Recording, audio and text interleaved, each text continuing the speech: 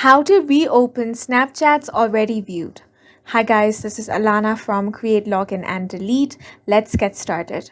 First, open Snapchat on your device. Now, if you have already opened a snap and you want to view it again and don't know how to, in this video, I'm going to show you exactly how you can do that.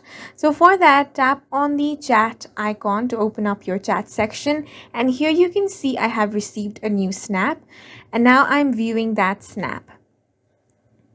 So if you want to watch this again, tap on that chat to open it. Now here you can find an option that says hold to replay or save. So you simply want to tap and hold on that button. Now tap on replay. Now tap on tap to view. And here you can see that snap one more time. So in this way, you can reopen the Snapchats already viewed. And that is it for this video. We hope you guys found it helpful. Please make sure to hit the like button and subscribe for more helpful tutorials.